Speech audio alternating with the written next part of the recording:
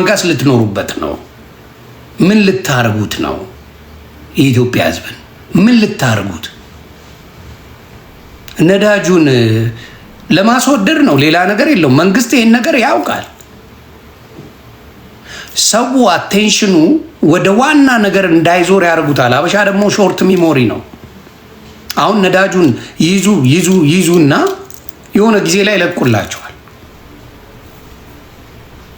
አሁንም እነንትና የተያዙበት እነ መንሱር ጀማል ምናምን የተያዙት ለፖለቲካ ጥቅማቸው ነው፣ ለሌላ አይደለም እንጂ ይሄ ነገር ሰው ከጮህበት ብዙ ጊዜ አልፏል። ስለ ፍንቴክ ራሱ ለነሱ በሚጠቅመው መልኩ በስትራቴጂ አድርገው የሚያደርጉት ነው። አሁን ምርጫ አካባቢ ሊደርስ ሲል ደግሞ ነዳጁን ይለቁላቸዋል። ነዳጅ ተለቀቀልን ይልና ይሄ ለመደው ሞኝዝ እንደገና ሌላ ነገሩን ይረሳል። እንደዚህ እየያዙ የሚለቁለትና የሚረሳ በመንጋ የሚነዳ ማንነት አለ። ከመንጋነት እንድትለይ የሚያደርግ ፊደል መቁጠር ነው፣ ማንበብ ነው። ፈጣሪ ምስክሬ፣ መንጋ አትሆንም። ከመንጋነት የሚቀይር ብዙ ጓደኞች እንዳይኖር ከፈለግ ምን ታደርጋለህ? አንብብ በተወሰነ መልኩ። ማንም በሄደበት አትሄድም፣ ማንም ባለቀሰበት አታለቅስም። ስለዚህ በተወሰነ መልኩ የሚያነብሰው ኦሎፍ የሰደን ለምን ነዳጅ በዚህ ደረጃ ጠፋ ብለህ ትጠይቃለህ። እንደ ሰው ትጠይቃለህ። ገባ? መንጋ አትሆንም። ለምን ተፈለገ? እነ መንሱር ለምን በአሁን ሰዓት ተያዙ? ትጠይቃለህ። እንደ ሰው እንኳን ተያዙልን ምናምን ብለህ አሁን መንግስት ልክ ነው ብለህ እንዲባል ነው የተፈለገው እንጂ እነ መንሱር ጀማል ከፍንቴክ ጋር ሆነው ምናምን የሰሩት ሿሿ የሚታወቅ ነው። መንግስት በደንብ ያውቋል። እንትና በሆስፒታል ጉዳይ እንደሚጠየቅ በደንብ ያውቁታል። ሰለሞን ቦጋለ የሆስፒታል ገንዘቡን ጥያቄ አለበት። እያንዳንዱን ያውቁታል። ግን ታይሚንግ የሚባል ነገር አለ። አሜሪካም ያለው ፖለቲካ እንደዛ ነው። ምን ያደርጋሉ ሰዎች? የተወሰነ ጊዜ ላይ ታስጮህና ያንን መፍትሄ የሰጠ መስለ መገኘት። ፖለቲካ ማለት ያ ነው። ታስጮህ ታስለፈልፍና የሆነ ጊዜ ላይ መፍትሄ አምጥቼልሃለሁ ብለህ ትመጣለህ። የዛኔ ተከብራለህ። አሁን በጣም በሚያስቅ ሁኔታ አዶናይ ወንድምን በጣም አስጮሁለት። በጣም በቃ ሰማይ እንዲደርስ አደረጉት። ምንድን ነው የተፈጠረው ብለህ ስትጠይቅ ግን ምንም የለም። ዞዝማን ድምፅ ሆኗል። ግን ምን ያደርጋል? ከመንጋው ጋር ካልሆንክ ትከተከታል። ወደዚህ ኢትዮጵያ ላይ ሰው ተረድቶ አያውቅም። ከዚህ በፊት ኢትዮጵያ ላይ ትልልቅ ፕሮጀክቶች አልተሰሩም። በእርዳታ ኢትዮጵያ ላይ ብዙ ነገሮች ተደርገዋል። ገስዋት የሆነ ቦታ ይጮህና በዛ ቦታ ላይ አንተ ከተናገርክ ትጠረጋለህ። ለምን? ታይሚንጉ አይደለማ። በዛ ሰዓት ስትናገር ሰው አንተ የቅናት መንፈስ የሆነ ነገር እንዳለብህ የሆነ ነገር እንደሆንክ ተደርጎ ይታሰባል። መጠየቅ አትችልም። መንጋ በጣም አለ። የማያነብሰው ሁልጊዜ መንጋ ነው። የማያነብሰው ሁልጊዜ መንጋ ነው። ሌላው ጋር መሄድ የማያነብሰው በማንኛውም በፖለቲካውና በሃይማኖቱና በምኑ መንጋ ነው። እኔ አሁን መንጋ አይደለሁ። እጠይቃለሁ፣ አነባለሁ። አንተ ታንቀት ሞታለህ እንጂ ከመጠየቅ ወደኋላ አላልክም። አንተ ስላልከኝ የማደርገው ነገር የለም። ማንም ቢያስፈራራኝ የምቀይረው ነገር የለም። በራሴ ጊዜ ኮረንቲ ትይዛለህ አንተ። ምን አገባኝ? ተንጠልጠል። ስኖር ባዮቹ ይስባውሚ እና አሁንም የምናገረው ምንድን ነው? ኢትዮጵያ ላይ እንደ ህዝብ ቆም ብሎ ማሰብ ህዝቡ አቁሟል። ነዳጅ ለምንድን ነው ሆን ተብሎ እንዲጠፋ የተደረገው? ለምን? በፊትም ኖርማል ነበረ። ምንም የተቀየረ ነገር የለም። ለምን ብሎ ግን አይጠይቅም። ምንድን ነው ምክንያቱ? ተግባባል? ምክንያቱ ምንድን ነው? መልስ የለም። ምንም የተፈጠረ ነገር የለም። ምንም የተፈጠረ ነገር የለም። ለምንድን ነው የጠፋ? አይጠይቅም። ሰው አይጠይቅም። ለምን ህዝቡን ታስጮና ሌላው አሁን ለምሳሌ ሰው ሞተ፣ እንደዚህ ሆነ፣ እንደዚህ ችግር አለብን ብሎ ከመንግስት ጋር ሰፋጣ ውስጥ እንዳይገባ የሆነ ችግር ውስጥ ትከተዋለ። ከዛ የምትፈልጋትን ይሰጠዋል አውጥተው። አሁን ለዝንጀሮ ሙዝ ብቻ ብትሰጣት ነው ለእሷ ትልቅ ፌቨር ተሳ ሌላውን ነገር ማየት አትችልም። አሁንም የኢትዮጵያ ህዝብ ኧረ ነዳጅ እያለ ሌላውን ሀሳቡን በቃ ሌላ ነገር እንዳያስብ አድርገውታል። እንደዚህ ነው ሁልጊዜ ሰውን የሚጫወቱበት። አሁን ሰሞኑን ነዳጁን ይለቁለታል፣ እፎይ ማለት ይጀምራል። አይጠይቅም ለምን የሚል ሰው ስለሌለ ሌላ ትንሽ አሁን ካሙዞ አሁን ለምሳሌ ካሙዞ ወንድማችን እኔ የምመራው አላችሁ ትምህርት በጣም የሚጠላ ሰው ራሱ ነው የተናገረው። ግን ሀገር ይመራ ተባለ። ወደፊት መማር ያስፈልጋል። ዲግሪ የሌለው አይገባም ሲሉ ሰምቼ ነበረ ነው። ቢያንስ ክራይቴሪያው አንድ ዲግሪ መኖር አለበት ሲባል ሰምቻለሁ።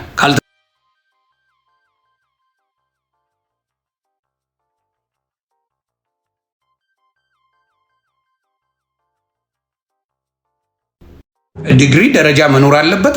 ካሌጅ ግራጁዌት ያላረገ ሰው ምን አያደርግም፣ ሀገር መምራት አይችልም፣ ወይም በከተማ ደረጃ መንቀሳቀስ አይችልም የሚባል ነገር ነበረ። ገስዋት አሁን ግን ካሙዙ ወንድማችን ምንም ችግር የለውም ሌላው ከተመረጠ እኔ መመረጥ እችላለሁ ብሎ ገባ። በፊትም የብልጽግና ደጋፊ ነው። የብልጽግና ደጋፊ ሆኖ ደግሞ ቀረበል። ሌላው ማን ነው የሚቀርበው ነው። ሰው መጠየቅ የለም። ኢትዮጵያ ላይ የሚያሳዝነኝ ነገር ጠያቂ የለም እና ሲስተሙ ያ አሁን በነዳጅ ጉዳይ ፖለቲካ ላይ ተሰራ።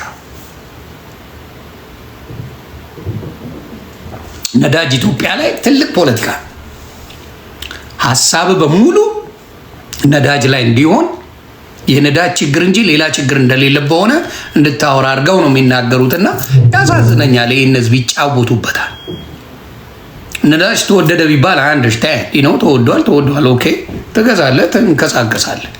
ነዳጅን አፍኖ ግን ህዝቡ እንዳይንቀሳቀስ ማድረግ፣ በትራንስፖርት የሚተዳደሩ ቤተሰቦችን ማስራብ፣ ይሄ ወንጀል ነው። በሀገር ደረጃ ወንጀል። ራሳችሁ ካድሬዎቹ ደብቃችሁ ነዳጁን አስደብቃችሁ ሆን ብላችሁ አድርጋችሁት መንግስት እያደረገው ለክስ እንፈልጋችኋለን እንዲናደርጋችኋለን ብላችሁ አቴ ታደርጋላችሁ። በጣም ነው የምትገርሙኝ። እግዚአብሔር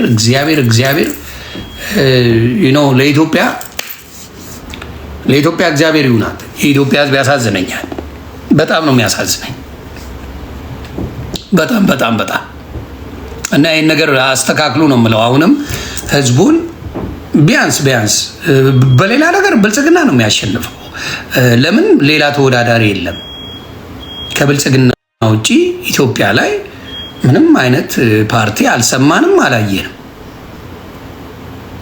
አላየንም፣ አልሰማንም። ስለዚህ ምንም ውድድር የለም። ቴክኒካሊ አሁን በማየው ሁኔታ ከጠየቃችሁኝ ቴክኒካሊ ኢትዮጵያ የኤርትራ አይነት መሪ ነው ያላት። እንደ ኢሳያስ አፈወርቂ ምርጫ የለም፣ ዝም ብለህ ትገዛለህ። ወደድክም ጠላ ምርጫ የሚባል ነገር የለም። ያው ይኖራል ባሉ ድምቀት ዝም ብለህ ምናምን ታደርጋለህ። ግን ምንም ዴሞክራሲያዊ የሆነ ነገር አለ ብዬ አላስብም።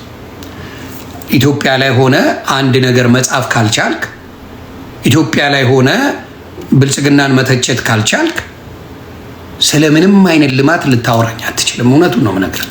ስለምንም ዓለም ሀገር ብትል ባናት ተጠቀል። ዋሽተሃል። መተቸት አልችልም ካልከኝ፣ መናገር አልችልም ካልክ ገስወ ዋሽተሃል። እንዴት ነው መናገር ማልችለው መተቸት ማልችለው? ጥሩ ትሰራለህ፣ መጥፎ ከተሰራ መጥፎ እንደዚህ ሆኗል ብዬ ማለት ካልቻልኩኝ፣ ሀገርን አሳምሬልሃለሁ አይሾ ስፒድ መጥቶ ሀገር ማማሩን አይቷል ብትለኝ፣ አይሾ ስፒድ አይደለም ኢትዮጵያ ላይ የሚኖረው። አብዛኛው ኢትዮጵያዊ እግረኛ ነው። አብዛኛው ኢትዮጵያዊ ሶስት መብላት የማይችል ስለ ሶስት የማይበላው ህዝብ እንጂ ስለ አንድ ሀብታም ቱሪስት መጥቶ ስለቀባጠረው ነገር አይደለም ማወቅ የምፈልገው። አሁን ከአሜሪካ ከአውሮፓ ለምንሄድ ሰዎች የሆነ ብልጭልጭ ነገሩ ሊሸውደን ይችላል። ሰውን ግን ዝቅ ብለህ ብታየው የሚበላው የለም። ወረድ ማለት ምንድን ነው የምትበላው ስትለው ግራ ነው የሚገባው። ወረድ ብለህ ስታየው ህዝቡ ለምን አብዛኛው እግረኛ ነው፣ መኪና የለው። የሚከፈለው ክፍያም ብታየው በሚሊዮን አይከፈለውም። ስለዚህ መኪና መግዛት አይችልም።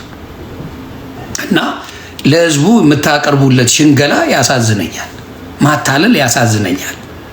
ግን ወደፊት ነገሮች ይስተካከላሉ የሚል እንትን አለ። ከፍራቻም ነው ካለማወቅም ነው። መንግስት ካድሬዎች በብዛት መሀይም ጥርብ መሀይሞች ናቸው።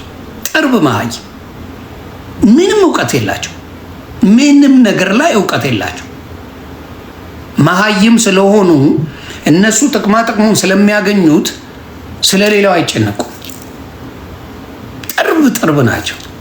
ኢትዮጵያን አብዛኛው እግረኛ እንደሆነ ረስተውታል። ለምን? እነሱ ቪኤት ነው የሚነዱት። የሚፈልጉትን ነገር በሰከንድ ማስፈጸም ይችላሉ። ስለ ሽንኩርት ስለምን ሂሳብ አይጠይቁም። ስንት ገባ ብለው ለምን? ትክክለኛ ህይወት ነዋሪ አይደሉም። ዘርፈው ነው የሚያመጡት። እንደፈለጉ ነው ገንዘቡን የሚያደርጉት። ኢትዮጵያ ላይ ዘርፈው ሮዝ ሮይስ ይነዳሉ። ኢማጂን ዘርፈው። ድሮ ከ6 ዓመት በፊት ምንም ነገር የሌላቸው ማን እንደሆኑ የማይታወቁ ሰዎች ኧረ ምን ችግር አለው ስንት ዓመት የሰራሁት ስራ ይሄን ያርገ። የትኛው ጋዜጠኛ ነው የሚነዳው? አሜሪካ እንኳን አይነዱ እሱን መኪና። አሜሪካ የታወቁ ጋዜጠኞች እሱን መኪና አይነዱት። ስትዘርፍ ግን ትነዳል። ስትዘርፍ ሙልጭ አድርገህ ስታረግ እና በሼም የላቸውም ሲያወሩ። የሌሎች ዜጎች መጥተው ኢትዮጵያን አፕሪሺየት ሲያደርጉ ከነሱ መማር ምናምን ምናምን ይለዋል መጥተው።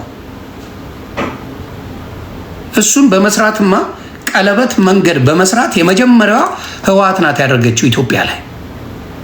ፕራይቬት ካሌጆች ኢትዮጵያ ላይ እንዲኖሩ የመጀመሪያ ያደረገችው ህወሓት ትባላለች። ንገረኝ ካልክማ የዚህ ሁላ ልማቶች ኦል ኦፍ ፕሮጀክቱ የቀረጸችው ህወሓት ትባላለች። የብልጽግና የለበትም። ዝ ነጥን ብልጽግና ላይ የሰራው ምን ለሆን እንደሆነ ልንገርህ። ፓርክ ሳር አርገ ፓርክ መስራት ማንም የሚችለው መንገደኛ ምንም እውቀት የማይጠይቅ ስራ የሰራ ብልጽግና። እውነቱን ነው የምነግርህ። ምንም እውቀት አይጠይቅም። ፓርክ ለመስራት እውቀት አይጠይቅም። ቤት ታፈርሳለህ፣ ትጠርጋለህ፣ ሳር ታረግበታለህ፣ አለቅ። የሆነ ውሃ ታስሄድበታለህ። እውቀት አይጠይቅም። የእውቀቱን ነገር ሰራ ካልከኝ ከነ ጥፋቷም ህወሓት ሰርተዋለች። 100% ሰርተዋል። እስካሁን ያለው ፕሮጀክት የሚሰራው ህወሓት የቀረጸችው ፕሮጀክት ነው። መዋሸት አይቻልም። እኛ ህፃናት ልጆች አይደለንም። በስድስት የትኛው እውቀት ኖሮት? የብልጽግና እውቀት ያለው ሰው ኔም ዋን አንድ ሰው ጥራ። እውቀት ያለው ሰው የዶማ ጥርቅም ነው ያለው። ኔም ዋን አንድ ጥራ የለ። እውነቱን የሚነፈሪ ስለበዛ እውቀት አልባ ስለበዛ መናገር የሚችል ስለ ባዶ ስለሆነ የትኛው አምጣ። የብልጽግና ደጋፊ ካልከው ማን ነው? መስፍን ፈይሳ ነው። ሚስቱ ከቤት አባራው ሲለምነን የነበረ እካክ ነው። ሁለተኛ የውቃቢ ጀበና የመሰለው ማን ነው? አቤቶ ክቻው ነው። የውቃቢ ጀበና ምንም እውቀት የሌለው እካክ የሆነ የትኛው የተማረ ሰው ሲደግፋቸው? you don't bring anybody የተማረ ሰው እነሱን አይደግፍም። ለምን? ከህዝቡ ጋር የሚያገናኝ ባላንስ ያደረገ ነገር አደረጉ። ህዝቡን ያማከለ ነገር አይሰሩ። ስለዚህ ያንን ነው ማስተካከል ያለባቸው። እኔ ሁሌም ቴድሮስ አዳኖም ከድሮም ይመቸኛል። እውቀት አለው። አሁን በወያኔ ከሄድክ ቴድሮስ አዳኖምን አምጣው። ዓለም ላይ እስካሁን ድረስ ወርልድ ሄልዝ ኦርጋናይዜሽንን የሚመራው ደብሊውኤችኦን የሚመራው ህወሓት ያስተማረችው ሰው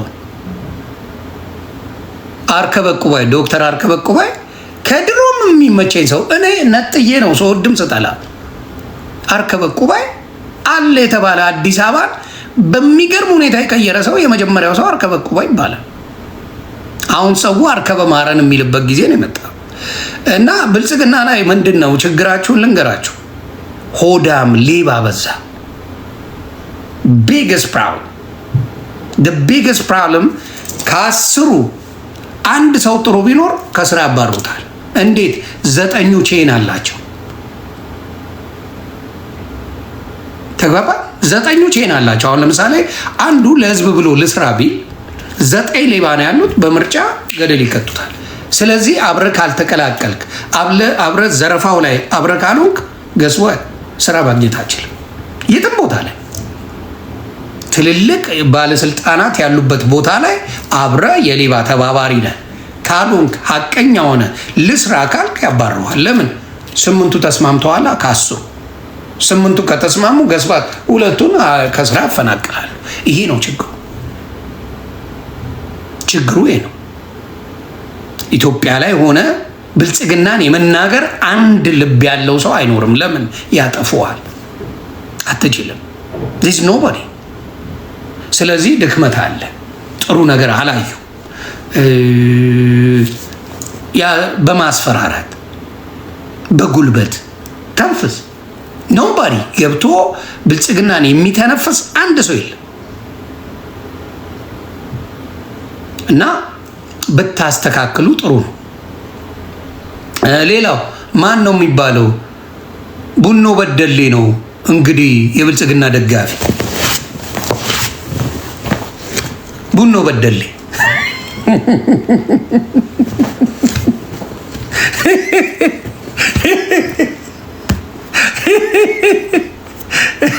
ከቡኖ በደሌ ጋር በምንድን ነው የምትስማማው? ዲስ ኢዝ ሴድ ገባ። እኔ በጣም ያሳዝነኛል። ሀገር ላይ ሰላም የለ። ከአንዱ ክልል ወደ አንዱ ክልል ለመሄድ በጣም ችግር አለው። 8 ዓመት ፈጅቷል። ከዛ በፊት እኮ ችግር አልነበረውም ችግር ከዛ በፊት የሆነ ቦታ ለመሄድ ከዛ በፊት ምንም አይነት ችግር አልነበረው። በልጽገናል ተብሎ ግን ሰው ከቦታ ቦታ መሄድ አይችልም። ከኔ ኢማጂን ኢትዮጵያ አድቃለች፣ ረቃለች በቴክኖሎጂ በምናምን ተብሎ ከአንድ ቦታ ግን አንድ ቦታ መሄድ አትችልም። በጣም የሚያሳዝነኝ ያ ነው። ሰው ቢናገር ኢትዮጵያ ላይ ሆኖ ችግር ፈጣሪ ነው እና ያ ነገር ያሳዝነኛል። እንደ ህዝብ መንቃት። ብልጽግና ለህዝብ የምትሰሩ ከሆነ ለምን ህዝብ ትገፋላችሁ? ብልጽግናን ያልደገፈ መስራት አይችልም። መንግስት መስሪያ ቤት ይህ ነው። ታባሩታላችሁ፣ ታሰቃዩታላችሁ። ምንም አይነት ሰርቪስ አይሰጥም። አሁን ለምሳሌ እዚህ ሀገር ትራምፕን አልደግፈው መብትን እንፈልግ ሙልጭ እያደረጉ እየሰደቡት ሰርቪስ የሚቋረጥበት የለም። ስራውን አትስራ የሚባል የለም። ሁሉ ነገር ደጋፊ ሆነ ካልኖርክ ምን ማድረግ አትችልም፣ መስራት አትችልም። አሁን ለምሳሌ እንዲህ የተቸው መግባት አልችልም። እዛ ሆኜ ይሄን ንግግሬ መናገር አልችልም። ኢትዮጵያ ላይ አልችልም እንደዚህ መተቸት። ኢትዮጵያ ብኖር አይ ካንት። ይሄ መብት እንደማትሰጡ ማሳያ ነው። ኢትዮጵያ ላይ ብልጽግና አሪፍ ነው ማለት ነው ያለብኝ። ደሴ ብልጽግና አሪፍ ነው ብዬ ነው ማለት ያለብኝ። ከዛ ውጪ ማለት አልችልም። ስለ ብልጽግና ኮምፕሌን ማድረግ አይቻልም።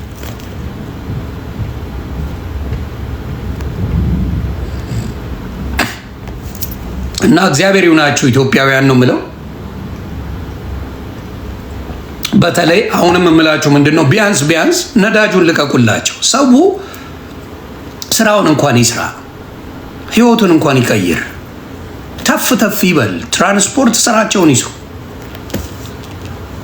ያቺን እንኳን አድርጉላቸው። ሌላውን እሺ፣ ወንበሩን ለሁሉም ሰው አይሆንም። አንደርስታንድ ወንበሩን ፍለጋ አይደለም።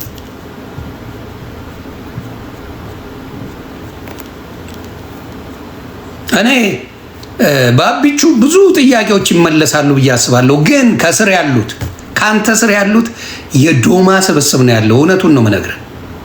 የዶማ አንተ ቢያንስ ወጣት ስለሆነ የመስማት አይምሮ አለ ብዬ አስባለሁ። ትሰማለህ፣ ትነጋገራለህ ምናምን። ከአንተ ስር ያሉት ግን እስቲ ቼክ አድርጋ፣ አንድ ቀን ሰብስበህ ቼክ አድርጋቸው። እንደው በእግዚአብሔር ይሁንብህ።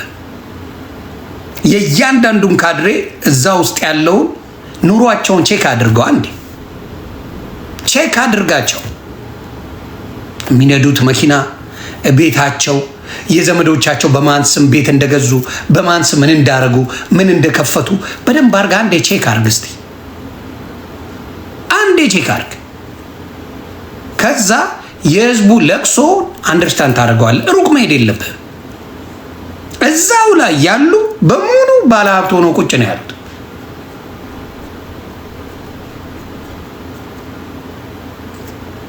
ያ እያንዳንዱ የምታመጣው እና አጠገባቸው ያሉ ምንም ያልነበራቸው ሰዎች፣ አሁን ለምሳሌ ሶሎ አጠጡ የሚባል ልጅ አለ።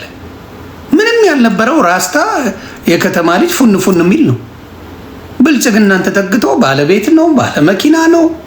እንዲያውም ቦታዎች እየሄደ ይጎበኛል ምናምን። እንደ ትልቅ ባለስልጣን ኢትዮጵያ ላይ ብብቱን አበጥሮ ነው የሚሽከረከረው ብልጽግናን እየደገፈ። እግዚአብሔር ያሳያችሁ። በቃ ኮት ለብሳ ምናምን እንዲህ ያለች ነው የምትሄደው። አሁን መስሚያዋን ጥጥ አድርጋ በቃ ጥቅማ ጥቅም። ሌላው የአዲስ አበባ ልጅ በአናቱ ይተከል ምን ይበል፣ ማንም ሰሚ የለው። ግን እሱን አሁን ይሰማል። ምንም ነገር ማድረግ ይችላል። ብልጽግና መናገር አትችልም። እኔ አሁንም ለዶክተር አብይ ለአዳነች አበቤ የማስተላልፈው መልእክት ምንድን ነው? ከስር ያሉትን ሰዎች ያዋቸው።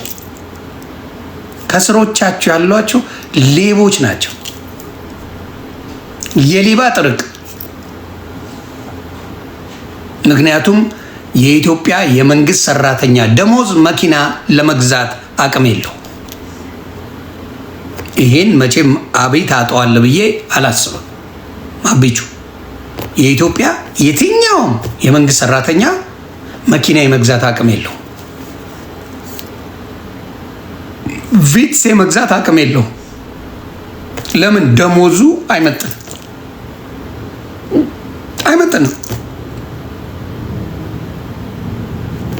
እናውራው። እንዴት አድርገን ነው የምናወራው? እሺ እናውራ። አንድ ቪትስ ስንት ነው የሚሸጠው? ቤተሰብ ቪትስ ስንት ነው ኢትዮጵያ ላይ?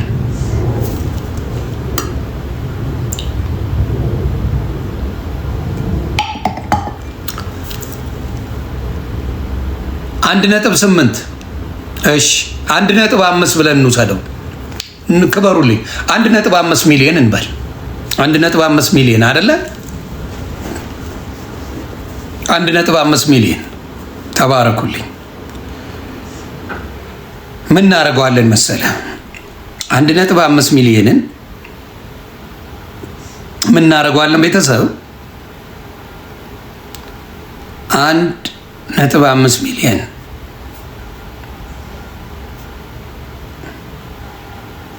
1,500,000 ማለት ነው። ሲካፈል ለ12 ስታካፍሉት ደሞዙ ታክስ ሳይከፍል 125,000 ብር በወር ማግኘት አለበት። በወር 125,000 ብር የሚከፈለው። ስለዚህ 1.5 ሚሊዮንን ለ12 አካፍሉት 125,000 ብር ይመጣል በወር። የመንግስት ሰራተኛ ሆኖ በወር 125,000 ብር የሚከፈለው ታውቃላችሁ? ሳይበላ ሳይጠጣ ምን ሳይል። ከዛ የቤት ኪራይ አለ፣ ተግባባን? የቤት ኪራይ አለ፣ የልጆች አለ፣ የምን አለ። ማን ነው አለ? እስቲ ንገሩኝ። ምን የሚያደርግ የመንግስት ሰራተኛ 125 ሺህ ብር የሚከፈለው ዘግቡኝ። ማን ነው? ነጋዴ አላልኩም።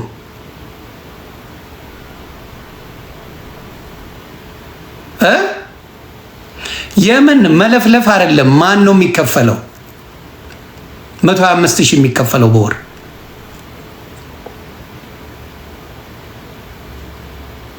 የለም። ስለዚህ መኪና ከገዛ በምንድን ነው ብለህ ትጠይቃለህ? አትጠይቅም። አየህ፣ አትጠይቁም። ኢትዮጵያ ላይ ዶክተር ከ20 ሺህ ብር በታች ነው የሚከፈለው። የሚያሳዝንን የመንግስት አሁን ጥቁር አንበሳ ገለመሌ ምናምን የሚሰሩ 20 ሺህ ግፋ ቢል 40 ሺህ 50 ሺህ እናደርግላቸው። 50 ሺህ ተከፍሎት የቤት ኪራይ ስንት ነው? አዲስ አበባ ላይ 50 ሺህ ብር ተከፍሎ አዲስ አበባ ላይ ስንት ነው የሚሆነው? አየህ፣ ብዙ ነገሮቹን እንትን ያለ አይደለም።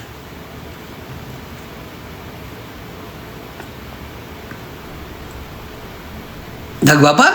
50 ሺህ እንኳን ቢከፈል ኢትዮጵያ ላይ መኪና የመግዛት አቅም የለም። መኪና የመግዛት አሁን ለምሳሌ ማን ነው ግሩም ጫላ የሚባለው? እናውራ እስቲ። ግሩም ጫላ እንዴት አድርጎ ዋቴ እንዳደረገ በአሜሪካን ሀገር ያ መኪና $400,000 ነው። ታይምስ በትንሹ እንውሰደው 174 69,600,000 ነው ያ መኪና በኢትዮጵያ። ሌሎችም መኪናዎች አሉት። ግሩም ጫላ በጣም ሰርቶ ያመጣው ገንዘብ ነው።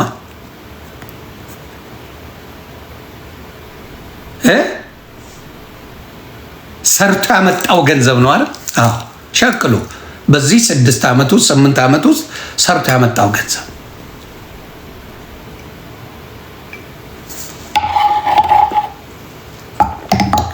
የግል አላልኩም። አንተ ዶማ 240 ስፔሻል አቃለው ፐርመንስ መንገድ ላይ ፎቁን ይበለዋል እንደ ህዝቡ ብታብለጨለጭለት መብራት የከተማ ስላለ ህዝቡ በልቶ አደረ ማለት ነው እንዴ?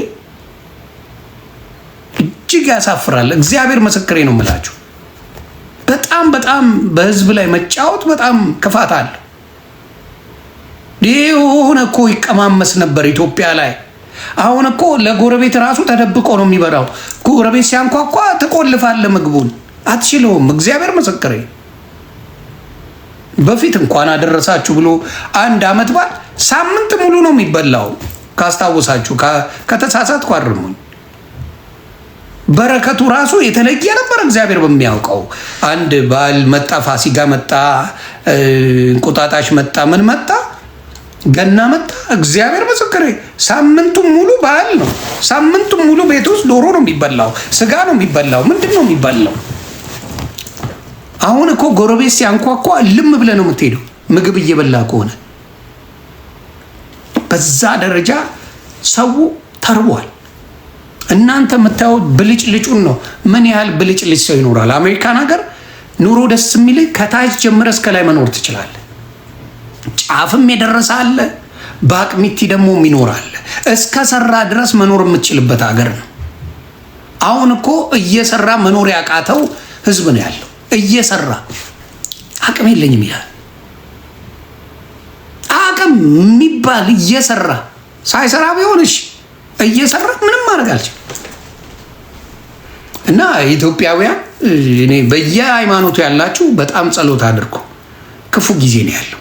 በረከት የሚባል ጊዜ የሌለው ይሄ ብልጽግና፣ እግዚአብሔር ምስክሬ፣ በረከት የሚባል የለው።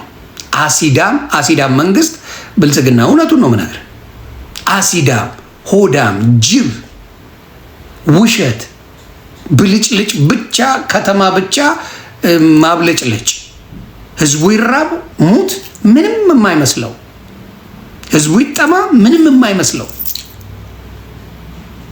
ህዝቡ ለምን ሲያልቅ ሲርበው ቢውል ምንም የማይደንቀው ማንነት አለው። በጥላቻ ላይ የተመሰረተ ስለሆነ ጥላቻ አለ። አብዛኛው ባለስልጣናት በጥላቻ የታወሩ ናቸው።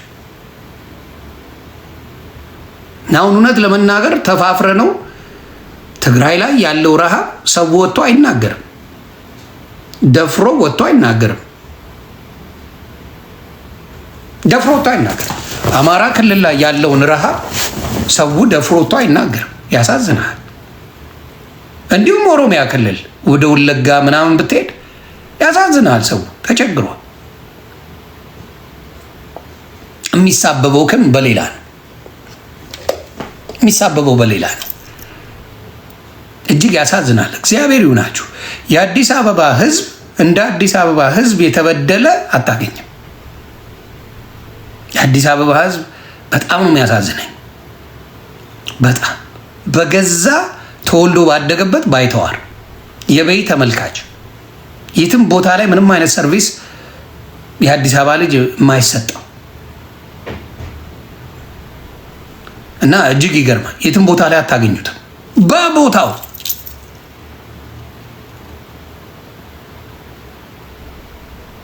ግን ይሄ ነገር እየባሰ ከሄደ አንድ ቀን ይፈነዳና ለመንግስትም አስቸጋሪ ነው የሚሆነው።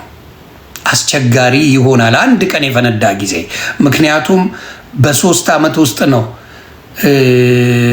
ኢህአዴግ ድምጥማጡ የጠፋው። ስለዚህ ሰው እየተራበ እየተቸገረ ከሄደ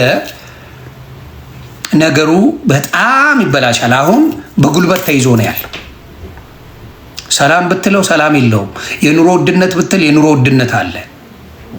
መተንፈሻ የለውም። አድመኝነት፣ ተንኮል በሙሉ በአሁን ሰዓት አለ እና እጅግ ያሳዝናል። እኔ የኢትዮጵያ ሕዝብ እዛ መናገር እንደማትችሉ እዛ እንደሚያጠፏችሁ ስለምትታወቁ አሁን ዳንኤል ክብረትን የተናገሩት በሙሉ እስር ቤት ገብተዋል። ኢትዮጵያ ሆነው ዳንኤል ክብረትን የተናገሩ በሙሉ እስር ቤት ገብተዋል። ያንን ነው የምለው። ዳንኤል ክብረትን አንዳንድ ቄሶች አንዳንዶች ታችሁት እንዴት እንዲባላል ትክክል አይደለም ያሉ ወንድሞችን እስር ቤት ከተዋቸዋል። እስር ቤት የሚጠይቅ የለም።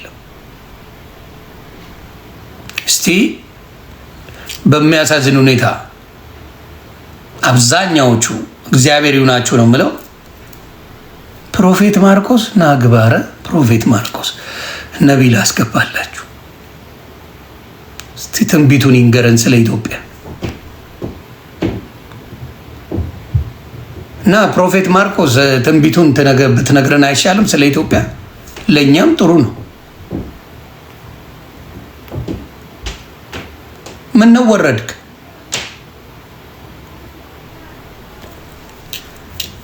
ፕሮፌት አይደለ እንዴ? ንገረን እንጂ ኢትዮጵያ ላይ የሚሆነውን ነገር የሚከናወነውን ንገረን።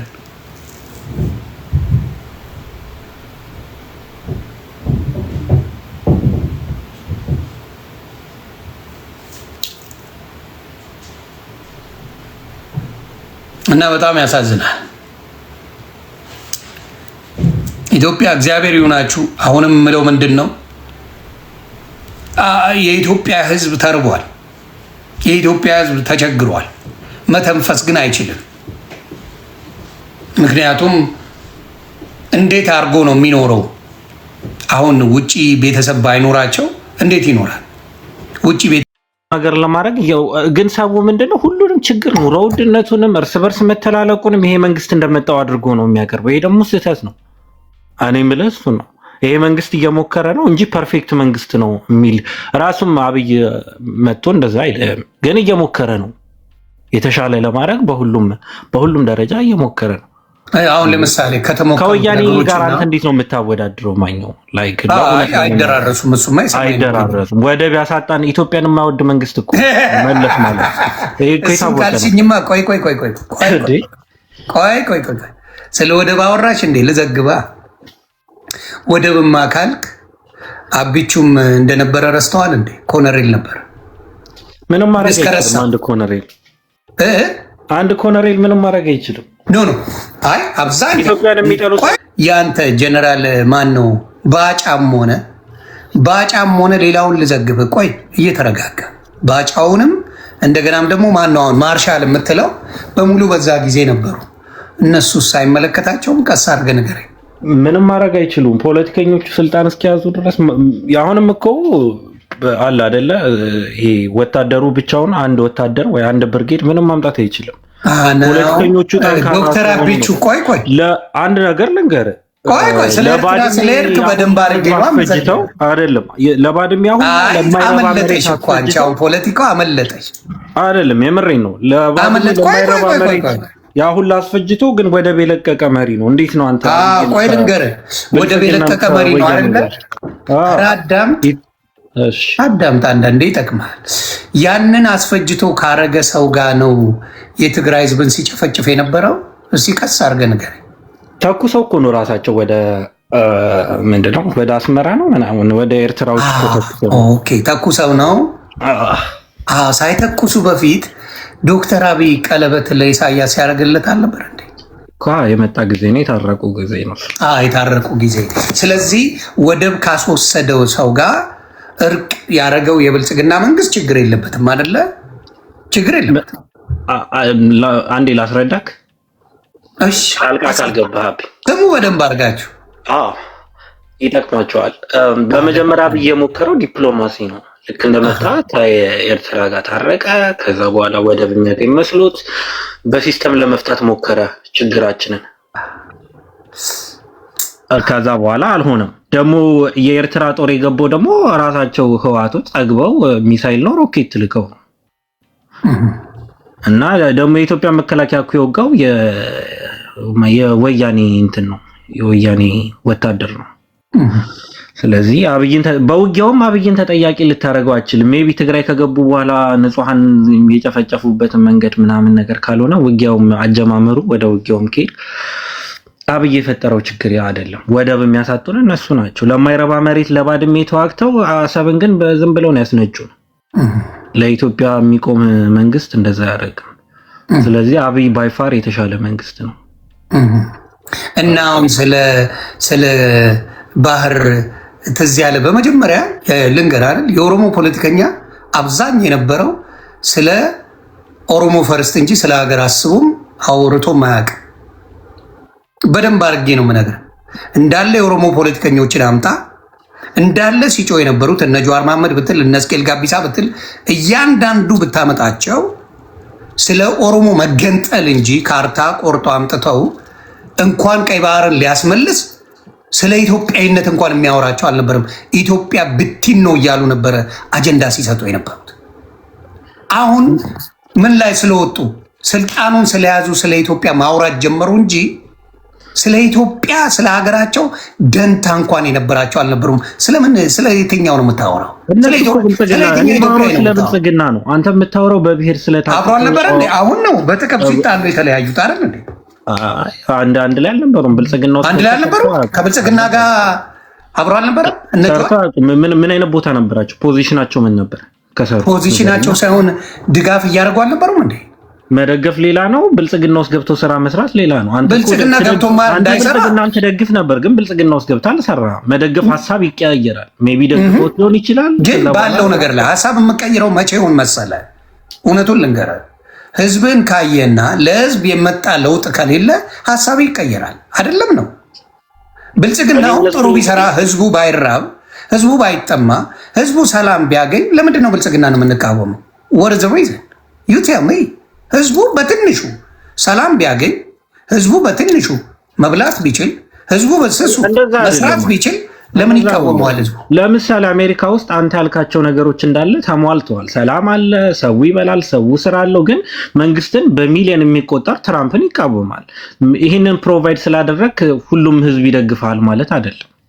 ትራምፕ ተርማዊ ነው። ያልገባህ ነገር አንዴ ምን መሰለ፣ አሜሪካን ሀገር ወደድክም ጠላህም ያቺ ተርም ስታልቅብህ ወራጅ ነው።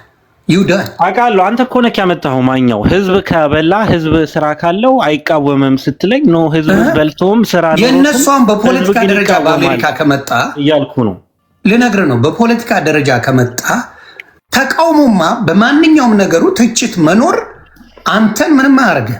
አሜሪካውን ትችት ነው የምትሰጠው፣ ትተቻለህ። ቅድም ያመጣኸው ምሳሌ ነው። ለየትኛው አሁን አንተ አብይን ህዝብ የሚቃወመው ስራ ስለሌለው ነው ስለተራበ ነው ምናምን ነገር አልከኝ። አሜሪካ ውስጥ ደግሞ ስራም ኖሮ ምንም ኖሮ ህዝብ ይቃወማል። ሰው ህዝብ እንኳን እሱን አይደለም እግዚአብሔር ፈጣሪና ኢየሱስ ክርስቶስ እና አብይ ብዙ ደጋፊ አለው። ለዛ ነው አሁን የምጠይቅህ ኢትዮጵያ ባለው ቀደም ይኸውልህ ቀይ ባህር ገባ ቶሎ ብለህ ወጣ እንደማያዋጣ ስታውቀው ተፈናቅሎ ቀይ ባህር አንተ ነህ ሀሳብ የምትቀይረው አንተ ነህ ቀይ ባህር ውስጥ የገባው መቼ ጠየቅኩህ? የወጣኸው አንተ ነህ። ስትወጣ አብሬ ወጣሁኝ። መቼ ቤት በኩል አንተ እንደ እዚህ ስለ ተፈናጥረህ እዛ ትሄዳለህ፣ እዛ ስለዚህ ተፈናጥረህ ትመጣለህ፣ እዚህ ስለ በዚህ ትሄዳለህ። አሁን ኢትዮጵያ ላይ አሁን የምጠይቅህ ከሰራቸው ስራዎችና አመርቂ ከሚባሉ ሜጋ ፕሮጀክቶች ውስጥ ተሰርተው ውጤታማ የሆኑ ህዝቡ እየተገለገለበት ያለውን ነገር ዘግበኝ አንተ። ጥሩ ጥያቄ። የቀድሞ መንግስት ኢህአዴግ በ8 ዓመት ምን አይነት ስራ አብይ የሰራውን ስራ ያክል ሰርተዋል? ማወዳደር ነው ያለብህ። ሜጋ ፕሮጀክት ለመስራት ምን ያህል ጊዜ ይፈጃል? በ8 ዓመት ሊያውም ባልተረጋጋ ሀገር፣ ዘረኝነት ባለበት ሀገር ውስጥ ኢትዮጵያ የሚል መንግስት ስራ ይሰራል ብለህ አታስብም። ግን እንደዛም ሆኖ ግን በችግር ውስጥም ሆኖ የሚችለውን እያደረገ ነው ሀገር ማልማት። የጋዝ ፋብሪካውም አሁን ጋዝ የሚያመርተውም እንትን ይጀምራል በቅርብ። በ8 ዓመት ወያኔ ምን ሰራ? ወይ ደግሞ ደርግ ምን ሰራ? አንተ መልስልኝ እስኪ። ወይ ጃንሆይ ምን ሰሩ በ8 ዓመታቸው? አይ ጥያቄው መልስና እኔ መልስልሃለሁ። አይ መልስልኛ። የትኛው መንግስት አብይ ሰራው ያክል ምን አልከኝ? አባባል ራስን እንደማትሰማው የምነግርህ ለምን እንደሆነ ታውቃለህ? በጣም ጥሩ ጥያቄ ነው አልከኝ። ከዛ የምትመልሰው ሲጠፋ ደርግ ምን ሰራ፣ ጃንሆይ ምን ሰሩ፣ ኢህአዴግ ምን ሰራ ትለኛል። ማወዳደር ነው ያለብን። ኖ ለምን ታዲያ? በጣም ጥሩ ጥያቄ ነው አልከኝ እኮ። ጥያቄው ጥሩ ነው። አንተ ማን ነው ኢህአዴግን ስለምደግፍ እስኪ አንተ አስረዳኝ። ኖ እኔ የኢህአዴግ ደጋፊ እንዳልሆንኩማ አንተም ታውቀዋለህ። አንተ ከአብይነት ይሰራል ብለሃል። ማንም በ8 ዓመት አብይ የሰራውን ያክል የሰራ የለም። አዲስ አበባ ያን የገማ ከተማ እንዴት ነው ያሳምነው? ቆይ ዘግበኝ አልከኝ። ማንም አልሰራም እሱ የሰራውን አልከኝ። ታንክ ዩ ማንም ንገረኛ። አዲስ አበባን አይተሃል? እንዴት ከጥግ እስከ ጥግ ከጫፍ እስከ ጫፍ እንዴት እንዳማረባት ተመልክተሃል? አዎ ተመልክቻለሁ። ሰው ላይ ጭንቅላት ላይ ነው የሰራው። ቆሻሻ መጣል፣ ሽንት መሽናት ኢትዮጵያ ውስጥ አሁን እንደ ነውር ነው የሚቆጠረው። ይህም መስራት ትልቅ ነገር ነው። ቆሻሻ መጣል እንደ ነውር ይቆጠራል። ብዙ ነው የሚያደርገው። ቆሻሻ የሚጥለው ማን ነበር? መንግስት ነበር እንዴ? ቆሻሻ ሰው ነው። ግን ሰው ላይ ጭንቅላት ላይ መስራት ትልቅ ነገር ነው። ሀገር ጭንቅላታቸው ላይ ቆሻሻ ጣሉ አላቸው። ጭንቅላታቸው ላይ ቆሻሻ አትጣሉ አላቸው። አንተ እያለገጥክ ነው። እያለገጥሽ ነው። ምን ላድርግ? አይ ከንግግር ነው ያሳቀኝ። አሁን ምንድን ነው አዲስ አበባ ላይ ቆሻሻ የሚጣል የለም አልከኝ። የምሬን እኮ ነው። አሁን በፊት አንተ አዲስ አበባ እያለ ሰው ዞር ብሎ ነው የሚሸነው፣ ጣጣም የለበትም። አሁን ግን እንደዛ አይነት ነገር የለም። መሽናት አቆመ። አሁን መሽናት አቁሟል። መንገድ ላይ እድገት ነው ማለት ነው። መሽናት እድገት ነው በደንብ። እሺ ሜጋ ፕሮጀክት ነው አይደል? እሱ ሜጋ ፕሮጀክት አይደለም። እሺ ግን ከሜጋ ፕሮጀክት አዲስ አበባ አሁን በጣም ይሻላል ስላልከኝ ሽንት መሽናት አቁሟል። ፌስታል መያዝ አቁሟል። የሆነ ነገር ልንገርህ፣ የሆነ ነገር አዎ ጥሩ ነው። አይ እኔ ይዝላለሁ። እኔ እኮ እንደ ፕሮጀክት ይገጥማል። አሁን ለምሳሌ ሜጋ ፕሮጀክት ነው ሽንት አለመሽናት። ፌስታልም ረስታል ፌስታልም ተከልክሏል። እና ፌስታል በየመንገዱ አያስፈልግም። ሜጋ ፕሮጀክት ነው። እሺ ቀጥል። ሀገር አዲስ አበባን የሚያክል ከተማ እንደዚህ ጽዱ ማድረግ በጣም ከባድ ስራ ነው። እንደ ህንድ ተግማምተን ነበር የምንቀረው። ያለ ፕላን የተሰሩ ቤቶች፣ ያለ ፕላን የተሰራ የእግረኛ መንገድ፣ ላይክ መንግስት የሌለው ሀገር የሚመስል ሀገር ነበረ። አሁን ግን ስርዓት ያለው ሀገር ነው። ሲታይም ደስ የሚል ነው። ከዚህ በላይ በ8 ዓመት የትኛው መንግስት ኢትዮጵያ ውስጥ ለ100 ዓመት መንግስት አለን? አብይ የሰራውን ያክል የሰራ መንግስት የለም፣ ወደፊትም አይኖርም። ሌባ ናቸው። ስለዚህ እያልከኝ ያለው ሽንት አለመሽናቱ ትልቅ ስራ ነው እያልከኝ ነው። አዲስ አበባን ማልማቱ፣ የሰው ጭንቅላት ላይ ቆሻሻ መጣል፣ ነውር ማድረጉ ትልቅ ስራ ነው ለኔ። ሽንት አለመሽናት ግድንግድ ፕሮጀክት ነው። አድናቂ ሌላ የምጨምረው አለ? ሌላ የዘመናዊ ሰው ምልክት ነው። እውነት ነው። እውነት ነጮች አንተ የምትኖርበት ሀገር ሽንቱን የሚሸና ነጭ ይኖራል ብዬ አላስብም። ግን እያሰለጠነ ነው። ገና እኮ ነው 8 ዓመት ገና ነው። እያሰለጠነ ነው አባቴ። አንዳንዴ ክለብ ምናምን ሲሄዱ ክለብ ላይ ከክለብ ሲወጡ ያለው አይደል ቀምቃሚዎች ምናምን ይሸናል በጨብሲ ሙድ። አሁንም ቢሆን ኢትዮጵያ ላይ በጨብሲ ሙድ ይሸናል። በፊት እንደነበረው አዲስ አበባ ሰው ይቀንሳል። ያ ሰው ማረጉ እንደ ፕሮጀክት ምግብ አይደለም። አሁን ስለ ሽንት የምታወራኝ የኢትዮጵያ ሕዝብ በቴክኖሎጂ የተቀየረበት ሽንት ላይ ፎከስ አደረክ። እኔ የማወራልህ አንተ ነህ ያልከው። እኔ መች አልኩኝ? አዲስ አበባ ጽዳት ነው እኔ የማወራልህ። በፊት የነበረው ሽንት መሽናት አቆሙ ያልከው አንተ ነህ። እኔ መች ተወልደህ ያደግክበትን አካባቢ አሁን ሄደህ ብታየው አታውቀውም። እኔ መቼ ስለ ሽንት አወራው? ያወራው አንተ ያልከው ሜጋ ፕሮጀክት ምንድን ነው? ስለ ሽንት መሽናት ህዝቡ አቁሟል መንገድ ላይ አልከኝ። አሁን እንደ ብልጽግና ይሄ አሁን አያስከስስም። እኔ ማወራው ስለ አዲስ አበባ ነው። አንተ አውቀህ ነው። አንተም እኮ ገብተዋል። ሆን ብለህ ነው እኔን የምታደርገው። አብይ የሚሰራው ስራ አንተም ታውቀዋለህ፣ ህዝቡም ያውቀዋል። እሺ ሌላስ? ሽንት አይሸናም። ሌላ ፕሮጀክት እንዴ ሰውን ብልጽግና እኮ እነሱ በደንብ ያብራራል። ጃፒ ጀለስ ነው። ሰላም ነው። ሰምተሃል?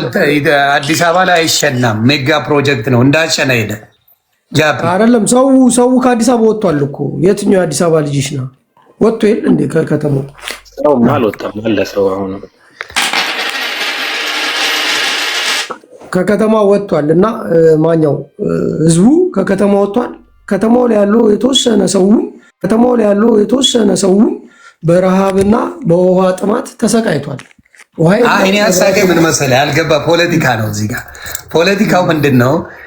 የአዲስ አበባ ልጅ ትልቁ ፕሮጀክት የተሰጠው መንገድ ላይ አይሸናም። ይሄ ትልቅ ስራ ነው፣ ሜጋ ፕሮጀክት ነው። ስለዚህ ለብልጽግናዎቼ ስድብ አይደለም ወይ? እኔ አንተም በሆን ሌላ የብልጽግና ካድሬ በሆነ አሁን እኔ ልንገርሽ አራድዬ ልጅ የብልጽግና ካድሬ በሆን አሪፍ ነገር የሆነች ነገር ዘግባል። ያውን ብልጽግና ሊያሰድበው እንጂ ምን ሊያደርገው አይችልም፣ ሊያኮረው አይችልም። ስለ ሽንት እኮ ብቻ አይደለም እኔ እያወራሁ ያለው ስለ አዲስ አበባ ገጽታ ነው። ስለ አዲስ አበባን አሁን ማንም ሰው አያውቃትም። አንተ ራሱ ብትሄድ አታውቃትም እያልኩ አዲስ አበባን ሌላ ሀገር ነው ያረጋት። ይሄን መስራት ደግሞ እንደ ቀልድ የሚታይ ነገር አይደለም። እሺ ህዝቡ ግን በዛ ስራ ላይ አሁን የምጠይቅህ አለ ብለኛል። ህዝቡ እዛ የሚኖረው አፎርድ አድርጎ መኖር ይችላል? የአዲስ አበባ ህዝብ እውነት ለመናገር አንተ ባልከኝ አንድ የመንግስት ሰራተኛ 10 ሺህ 20 ሺህ ሊያገኝ ይችላል አልከኝ። የቤት ኪራዩ ምናምን ተነጋገርን። አፎርድ የሚያደርገው አይደለም። ስለዚህ ማን ነው አፎርድ እያደረገ አዲስ አበባ ላይ እየኖረ ያለው? አፎርድ ካላረገ መውጣት ነው። አሁን ለምሳሌ አንተ በፊት ሌላ ስቴት ነበር የኖረ የነበረው። ከዛ አፎርድ ማድረግ አልቻልኩም ሌላ ቦታ ሄድኩ ስትል ሰምተሃል። አፎርድ የማያደርጉ ከሆነ መልቀቅ ይችላሉ። ሁሉም ሰው የትኛውን ቦታ ሄደ መኖር ትችላለህ። ለምሳሌ የት? አንተ አሁን አዲስ አበባ ነው የምትኖረው? እኔ አዲስ አበባ ነኝ። ወደ ሌላም ክልል እሄዳለሁ። ኦኬ ጥሩ። ቤት ኪራይ ትከፍላለህ ወይስ የፋሚሊ ቤት? ቤት ኪራይ አልከፍልም። ዩ ላኪ እድለኛ። የፋሚሊ ነው ወይስ መንግስት ይከፍልልሃል? የፋሚሊ ነው። የፋሚሊ ነው፣ መንግስት አይከፍልልኝም። ኦኬ። ፋሚሊ ገዝተውት ነው ወይስ ተከራይተው? የድሮ ነው፣ የውርስ ነገር ነው፣ የተገዛ አይደለም። ያጣፍጥልሻ። ስለዚህ እሱ አለ። በስራ ደረጃ ስራ እየሰራ ነው ኢትዮጵያ ላይ በደንብ። ስለዚህ ምን ያህል በክፍያ ደረጃ ምን ያህል ነው? እዚህ መጥቀስ አልፈልግም እውነቱን፣ ወይ የውሸት ገንዘብ ካልሆነ በስተቀር እዚህ መጥቀስ አልፈልግም። ምን ያህል ባለህ እንትን ከኔ በላይ አገኛለሁ። ከአቬሬጅ አዲስ አበባ ከሚኖር ሰው በላይ አገኛለሁ። በተማርከው ትምህርት ነው ወይስ በምን? በተማርኩትም ጎን ለጎን ቢዝነስም ሀስል ከቤተሰብ ጋር ባለው ነገር ነው ወይስ? አይ በራስ ጥረህ። ኦኬ። ሌላው ሀስሉን እንዳንተ ማድረግ ይችላል ብለህ ታስባለህ? ይችላል። የማይችልበት መንገድ የለም። ለምሳሌ ቢዝነስ ለመጀመር እንደ አንድ አዲስ አበባ ነዋሪ በስንት ብር ቢዝነስ ተፍ ተፍ ማለት ትችላለህ? እስቲ ዘግበኝ። ዲፔንድ ያደርጋል ምን አይነት ቢዝነስ። አሁን ለምሳሌ በትንሹ ኡበር ልጀምር ብትል ወይም ራይድ ምናምን ልጀምር ብትል ቪትስ ያስፈልጋል። ለቪትስ 1.5 ሚሊዮን ብር ያስፈልጋል። እንዴት አድርገህ ነው የምጀምረው? የመንግስት ሰራተኛ ሆነ የመንግስት ሰራተኛ ትንሽ ነው የምነግርህ። ትንሿ ስራ አሁን ለምሳሌ የመንግስት ሰራተኛ ከሆነ ለምን ራይድ ይሰራል? የመንግስት ሰራተኛ ከሆነ ለምን ራይድ ይሰራል? አልገባኝም። የመንግስት ሰራተኛ ማክሲመም ክፍያው አንተ በምታውቀው ምን ያህል ነው? ቅድም አልኩህ 15,000 20,000 በ15,000 ነው። ኦኬ 15,000 አያኖረውም። አሁን ለምሳሌ አንተ ቤት ክራይ ተከራይተህ ብትኖር የሚከፈል ብር እርግጠኛ ነኝ አያኖርህም አይደለ? በመንግስት ስራ ብትኖር አያኖርህም። ይከብዳል። አዎ ልልህ የፈለግኩት ምን መሰለ፣ ሌላ ሀገር ላይ የመንግስት ስራ ሰርተው የመንግስት እንዲያውም በጣም ብዙ ቤኔፊት የምታደርገው ጠይቅ፣ ጉግል አድርገህ ወይም ሌሎችንም ዘመዶች ካሉ ጠይቅ። የመንግስት ሰራተኛ አሜሪካን ሀገር ጥሩ ብር ነው የሚከፈላቸው። ቤኔፊቱ ብትል ምናምን ተሟሙቱ ሰው የመንግስት ስራ ውስጥ ለመግባት ነው። ዲኤምቪ የመንግስት እንደ ኢትዮጵያ ቀበሌ ማለት ነው። ዲኤምቪ ብትሄድ ጥሩ ስራ አለ። ድራይቪንግ ሞተር ኮርፖሬሽን ማለት ነው። እንደዛ አይነት ስራዎች ላይ በጣም ሰው ተቀጥሮ ቢሰራ ጥሩ ቤኔፊት፣ ፋየር ፋይተር መሆን እዚህ ሀገር ጥሩ ያስከፍላል። የመንግስት ስራዎች በሙሉ ኮንግረስ ውስጥ ከገባ ጥሩ ክፍያ ያላቸውና የሚያለፋ ነገር የላቸው። ገብተዋል።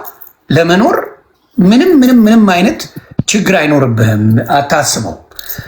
ሌላ ሜዲካል የሚሰሩ አሁን ለምሳሌ ኢትዮጵያ ላይ ነርሲንግ ተምሮ መስራት፣ ነርሲንግ በጣም የተከበረ ስራ ነው። አሜሪካን ሀገር ጽድት ያለ ህይወት የሚኖሩበት ነው ነርሲንግ አሜሪካን ሀገር።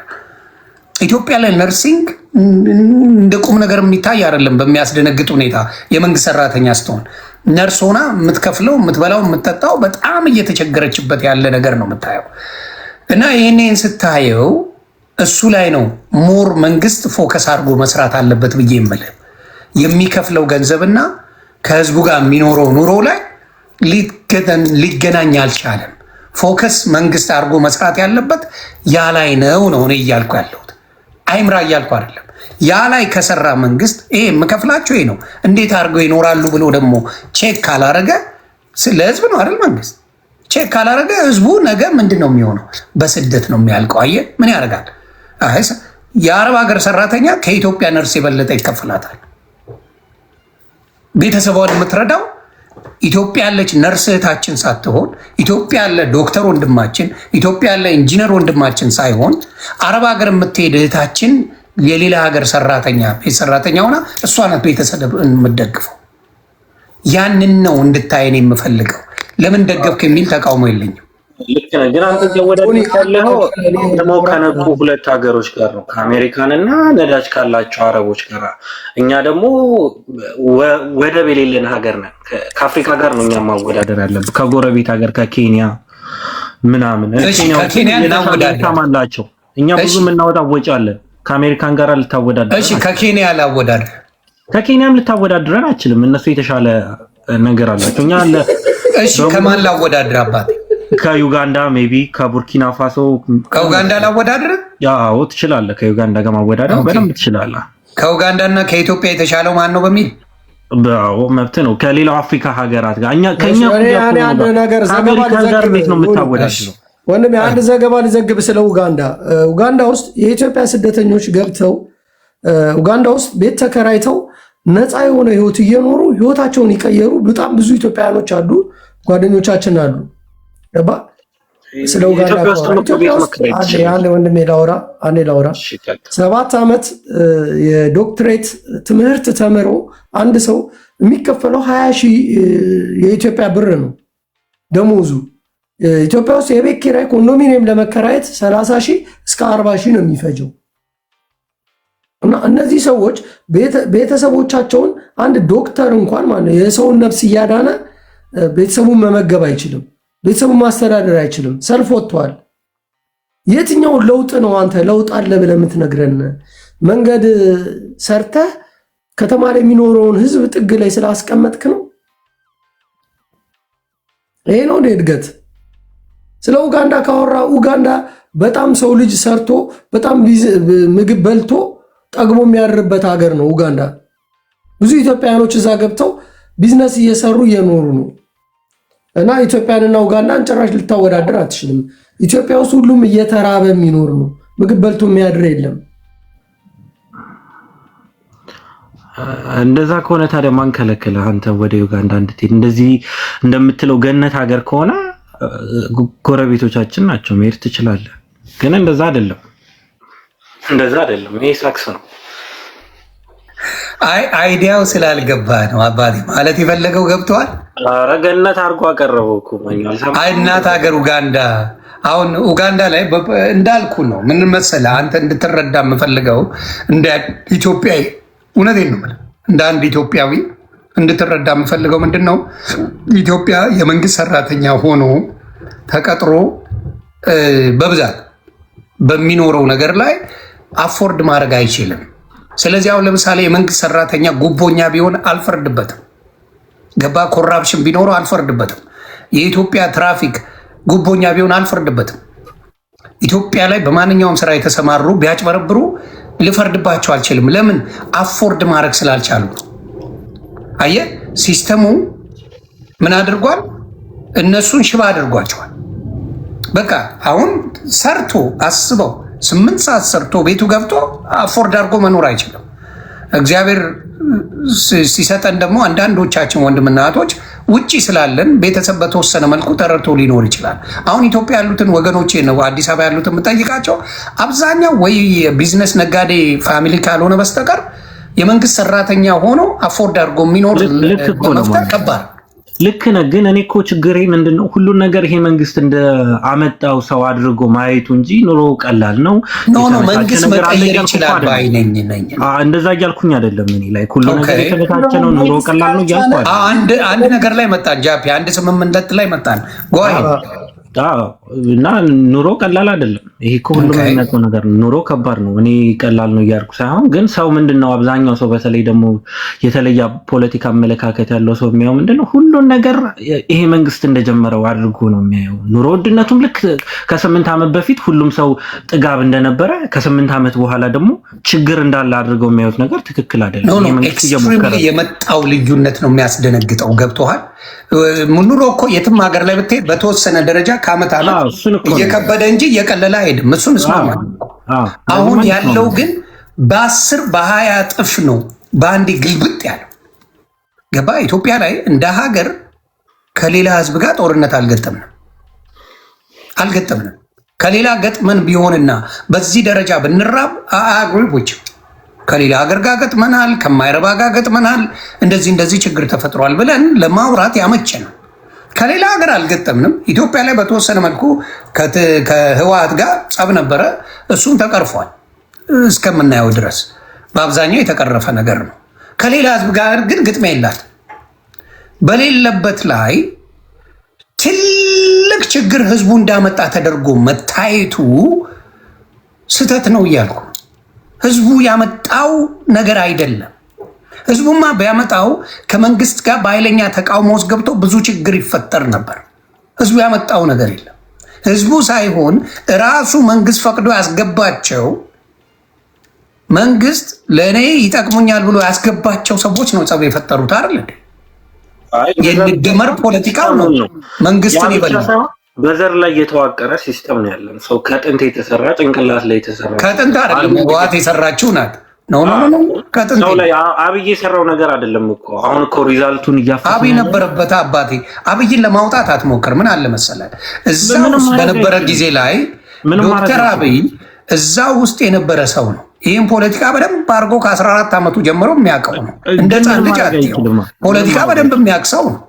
አይ ነው ግን ምንም ማድረግ አይችልም። አንድ ተራ ግለሰብ ኖ የሀገር መሪ ምንም ማድረግ አይችልም ይባላል እንዴ? ተውተው። አይ ነው በዛን ጊዜ በነበረው ስማ ወንድሜ፣ ፖለቲካውን መቀየር ይችላል። አብዛኛው ሳይቀበለው የመኖር ተስፋ መስጠት ይችላል። አብዛኛው ሳይቀበለው ቆይ ደልዬ ልዘግብሽ። ቆይ ደል አንዴ ልዘግብ። እኔ እንትንን አድንቄልሃለሁ፣ አስተሳሰብን ምንም እንትን የምለው ነገር የለም። አንድ ነገር ዶክተር አብይን ስቅስቅ ብሎ ሰው ወጥቶ ተደግፎት ነበር። ለምንድን ነው የምንዋሸው? ምናል ሾርት ሚሞሪ ስላልሆንኩ ማለት ነው። ዶክተር አብይ ስለ ሀገር ጉዳይ ላይ የመጀመሪያው 3 ወር አቢቹን ተናገርክ ማለት አለቀል። ማንም አይፋታም። አስተያየት እንኳን መስጠት አይቻልም። አሁን በቅርቡ ስለ አዶናይ አስተያየት መስጠት እንደማይቻለው ማለት ነው። አሁን አዶናይን ተናገርክ ማለት ትረገጣል። አስተያየት መስጠት አትችልም። ሰው ተባብሮ ጭንቅላቱን ደፍኖ የሚሄድበት ጊዜ ነበረ። ጥያቄ ማቅረብ እንኳን አይቻልም። ገባ? አሁን በዛ ጊዜ ዶክተር አብይን መናገር ማለት እኔ ምን ብዬ ነበረ? እግዚአብሔር በሚያውቀው ቪዲዮ አለ። ገና ነው የመጣው። ይሄ ኢህአዴግ ነው፣ የተቀየረ ነገር የለም። ምክንያቱም የኢህአዴግ ፓርቲ ነበረ፣ ብልጽግና ተባለ። ፓርቲዎቹ ምኖቹ አልተቀየሩ። ኖባዲ ሁሉም የነበሩ ናቸው። ስሙን ነው የቀየሩት። ስሙን በቀየረ አገር ተቀየረ ብሎ ህዝቡ ማዳመጫ ያጣ፣ ማንምም አይሰማም። ስለዚህ ገስቦ ነገሩ እንደሚበላሽ እርግጠኛ ነበርኩ። የተቀየረ ነገር የለም፣ ስም ነው የተቀየረው። ገባ? ስለዚህ ምን ሆነ? በዛ ሰዓት ህዝቡ ኢትዮጵያ ተባለ፣ እያለ ማበር ጀመረ፣ ደስተኛ ሆነ፣ ጥሩ ነገር ተጀመረ። ከዛ ምን ተፈጠረ? ከውጭ ያሉትን ተቃዋሚዎች ላስገባ የሚል የመደመር ፕሪንስፕል ይዞ መጣ። ያ ሲሆን ነው የፖለቲካ ችግሩ ምንድን ነው? የፖለቲካ ፍጆታው የሚታወቅ ነገር የለም። ተቃዋሚ የነበረ ነው የነበረው፣ ደግሞ ተመሳሳይ ፓርቲ ነው። ምንም የተቀየረ ስም ብቻ ነው የተቀየረው።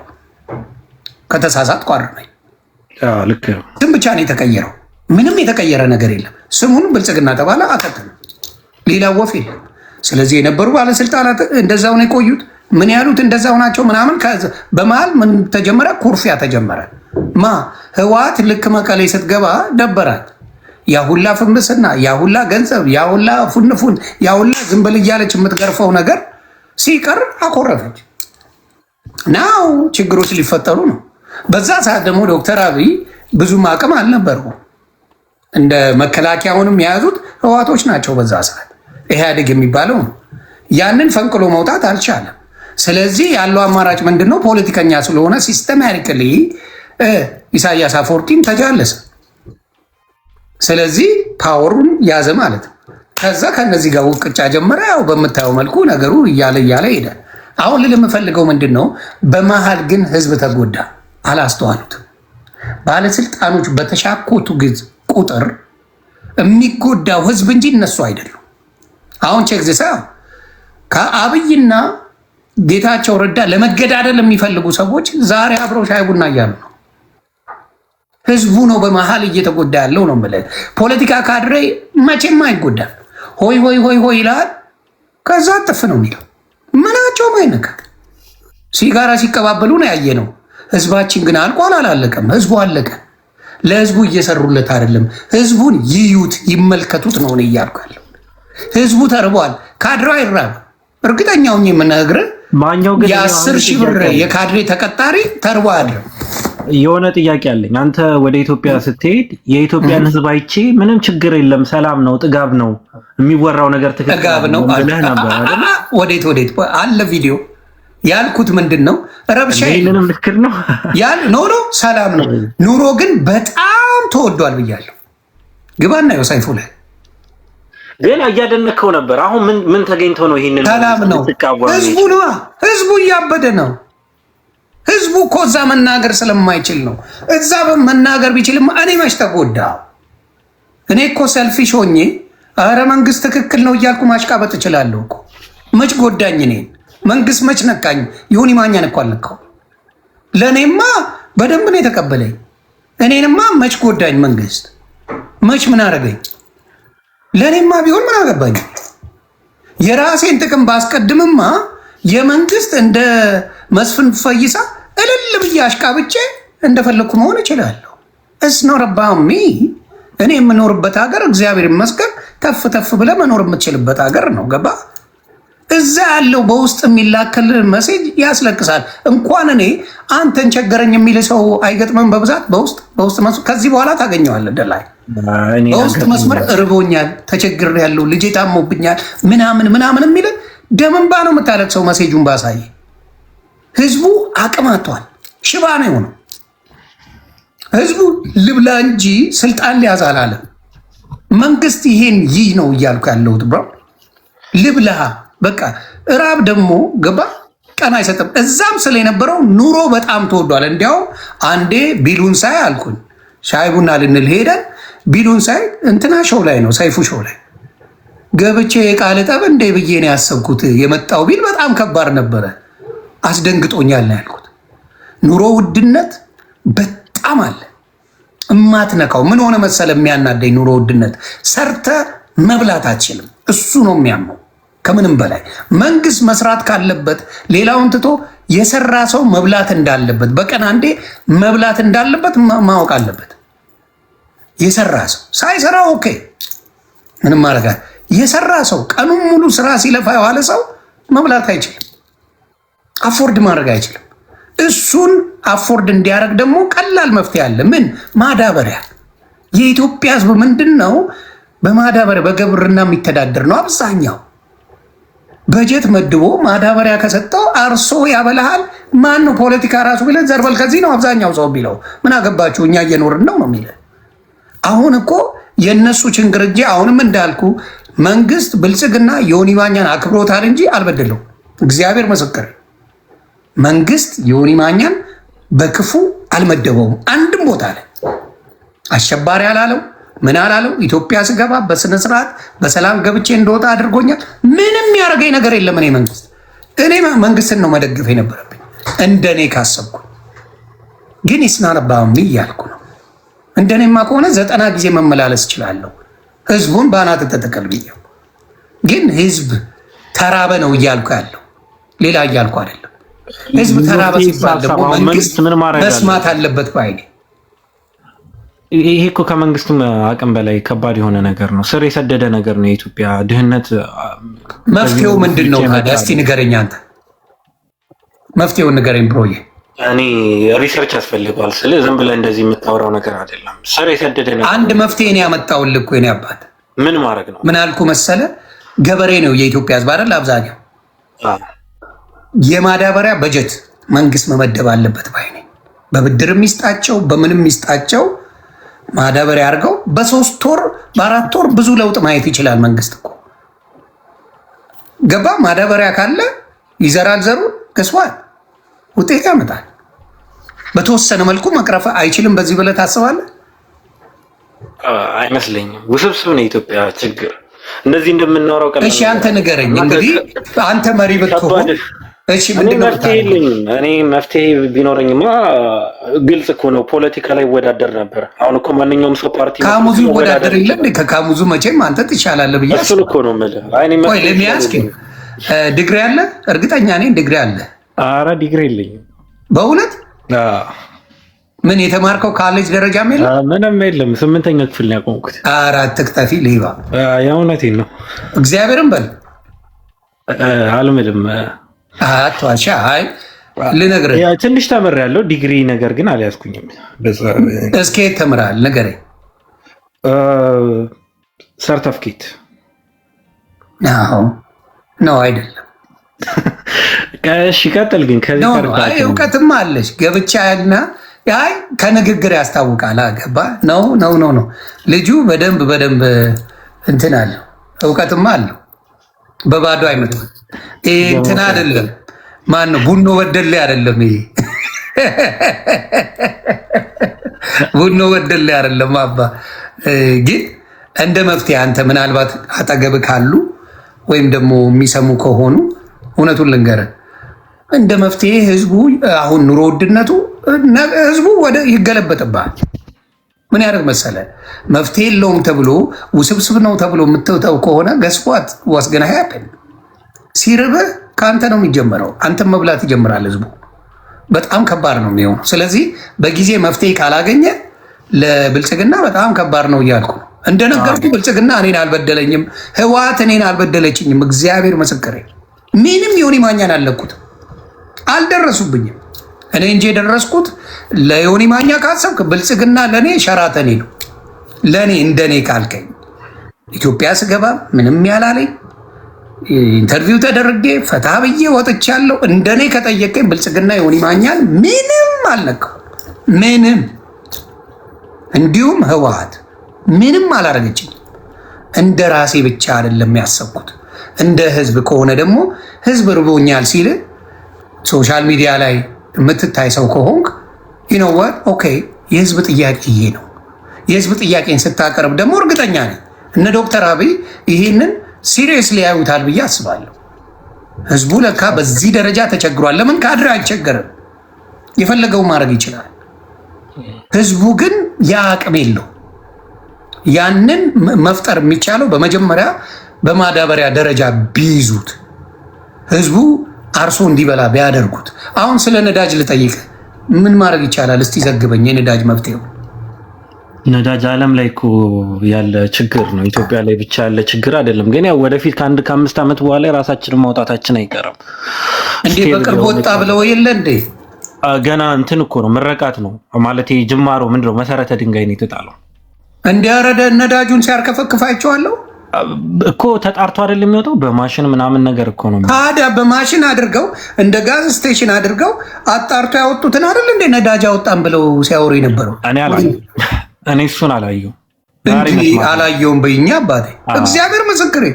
ነዳጅ ወጣ ብለው በስነ ስርዓት በውስጥ ላኩልኝ ቤተሰብ፣ ነዳጅ ወጥቷል ብለው በስነ ስርዓት እንዲያውም መሬት ላይ የረጩት ነዳጁን በእንትን እንደ ሽቶ ክሊክ እያደረጉ ነበር ሲያወጡ የነበሩት።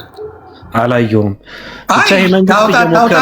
ጅማሬው ጥሩ ነው። አሁን ነዳጅ ጥሩ እየሞከረ ከበፊት መንግስት ጋር አታወዳድሮም። አሁን ላለንበት ዝቅጠት የበፊት መንግስት ነው ተጠያቂ የሚሆነው። ከበፊቱ ካልከኝ የዘረኝነቱ እጅግ ቀፋፊ ነበር። ከሱ ጋር እስማማለሁ። አሁን አንድ ነገር መስማማለህ። ለምንድን ነው ህወሓት ያንን ያደረገችውን የሚለውን ደግሞ ልዘግበን ለምን እንደሆነ። ከፖለቲካ አንጻር ከሄድክ ህወሓት ልክ ናት። ከፖለቲካ አንጻር ከሄድክ፣ ከሀገር አንጻር ከሄድክ ትክክል አይደለም። ከፖለቲካ አንጻር ከሄድክ 5 ሚሊዮን የሆነ ህዝብ ከመላው ኢትዮጵያ ጋር ከተሳሳተ 5 ሚሊዮኑም ደገፈ እያልኩ አይደል። ከ5 ሚሊዮኑ ሌሳይ 1 ሚሊዮኑ የዛ ፓርቲ አባል ነው ልበለው፣ ወይም ያንን ደጋፊ ነው ልበለው። በዛ ጊዜ ኢትዮጵያ 110 ሚሊዮን ናት። ይቅርታ 66 ሚሊዮን አስታውሳለሁ። እኔ ኢትዮጵያ ነበርኩ። ከ66 ሚሊዮን ጋር 1 ሚሊዮን የህወሓት ሰዎች ምን ማድረግ አለባቸው? መጋፈጥ አለበት። ከ66 ሚሊዮን ጋር ያንን ከፋፍለ በመግዛት ምን ማድረግ ትችላለህ? ዲቫይድ ኤንድ ኮንኮር የሚባል አለ። እሱን በማድረግ ምን ማድረግ ትችላለህ? መግዛት ትችላለህ። ለምሳሌ ምን ማለት ነው? አማራን እንደ አማራ፣ ኦሮሞን እንደ ኦሮሞ፣ ደቡብን ከፋፍለ ትንሽ ትንሽ አድርገህ ትንንሽና አነስተኛ አድርገህ ታረገውና እዛ ጋር ሄደ ችግር ስትፈጥር ያ ብቻ ነው የሚቃወመ፣ ሙሉ ህዝብ አይቃወመ። ገባ? እንደ ፖለቲካ ከወሰድከው ህወሓት አሰራሯ ትክክል ነው። እንደ ፖለቲካ የአሰራሯ 27 ዓመት አቆይቷታል። የኢትዮጵያ ህዝብን ባትገነጣጥለው ኖሮ አማራውን ከኦሮሞ፣ ኦሮሞን ከሌላ ምናምን ባታጋጨው ኖሮ ይህን ያህል እድሜ እርዝመት አይኖራትም ነበር። ገባ? ተፈሪነቷ፣ አምባገንነቷ፣ ምኗ ተራራ ያንቀጠቀጠ ትውልድ ብለው ሩዋንዳ ስታደርግ የነበረው ህዝቡን ስለነጣጠለችው ነጣጠለችው። አሁን ህዝቡን አንድ ለማድረግ የሚሰራው ስራ ላይ የህዝቡም እንትን መኖር አለበት። ህዝቡን ለመመለስ አሁን ወደ አንድነት በጣም የተነጣጠለን ነገር መልሶ ወደ ፍቅር መመለስ በጣም ከባድ። ማጣናት ቀላል ነው። እኔ እናንተ እዚህ ጋር መጣን አይደለ? ዱቄታ እምላለሁ፣ ዱቄታም ትለኛለህ፣ ተለያየን፣ ጨረሰ። ወደፊት በፍቅር ለመሄድ ግን ብዙ ምን ያስፈልገናል? ብዙ ልፋት ያስፈልገናል። ኢትዮጵያዊነትን ለመመለስ ብዙ ስራ ያስፈልጋል። እስማማለሁ። እንደ መሪ ግን ያንን ችግር ተፋልጦም ቢሆን መመለስ አለበት የሚል እምነቱ አለ። ገባ? እንደ አንድ መሪ ያ ይሄ ሆን ተብሎ እንደተሰራ ለህዝቡ ኤክስፕሌን አድርጎ ለምን እንደሆነ ለመምራት እንደሆነ አውቆ ይህን ህዝብ መልሶ ወደነበረበት ለመመለስ መስራቱ ላይ እኔ 100% የምደግፈው ነው። ኢትዮጵያዊነትን ነው እኔ የምፈልገው። ልክ እነዛ ሰዎች ኢትዮጵያንም የሚወዱ አይደሉም። ስልጣን መውደድ ብቻ ሳይሆን ኢትዮጵያንም የሚፈልጉ ሰዎችም አልነበሩም። ለማይረባ መሬት እየተዋጉ ወደብን ግን የሚያስነጩን መንግስት እሱ እስማማል። እሱ ከጠየቀ ለዛም ነው እኔ ህይወት ያልፋል ብዬ ጉዳዩ ላይ የገባው። አሁን የእንትን ግን አንደኛ አቢቹን የሚመቸኝን ልንገር። ወጣት ነው፣ በኔ እድሜ ያለ ነው። ብትነጋገረው ሊያዳምጥ የሚችል ሰው ነው። ከሼባዎቹ ልንግባባ አንችልም። የሰለጠነም ሰው ነው። አልሰለጠነም ብዬ አልነግርም። ከስር ያሉት ግን በደንብ ተደርጎ መጠየቅ አለባቸው። አሁን ለምሳሌ እንዳልኩ 8 ሌባ ባለበት 10 ሆነ ብትሰራ 8ቱ ሌባ ከሆነ አንተን ነው የሚያስወጣ። ስለዚህ ችግሩ ያ ነው ያለው። ስራው ላይ 8 ሌባ ነው ተስማምቶ ስለሚዘርፍ ንጹህ ሰው ብታመጣና እዛ ቦታ ላይ ብታስቀምጠው ገስቧል። ይሄማ ሌባ ነው ብለው ያስወጠዋል። ያ ነው ችግር እየፈጠረ ያለው። ቦንድ ፈጥረዋል። በአንድነት ላይ ተስማምተው ነው የሚሰሩት። አሁን ለምሳሌ የሆነ ፕሮሰስ ለማስጨረስ ስትሄድ የሆነ ቦታ ላይ ለአንድ ፓስፖርት 7 ወር 8 ወር ነው የሚፈጅበት። ይኸውን ከምን አኳያ ነው ብለህ ብታይ ቻፓውን እስካልሰጠ በአናት ተተከል አይሰማ። ምን ወረቀት ነው፣ ሌላ ምንም ታሪክ የለውም። ፓስፖርት ለማውጣት መታወቂያ ለማውጣት ቀበሌ ብትሄድ ወዲያው የሚያልቅልህ ነገር የለም። ለምን? የሚከፈለው ደሞዝ በቂ አይደለም። ስለዚህ ዝም ብለህ በእግር አትመላለስ፣ እጅህንም ሰላም በለው ይላል። አልፈርድበትም በዛ ሰው።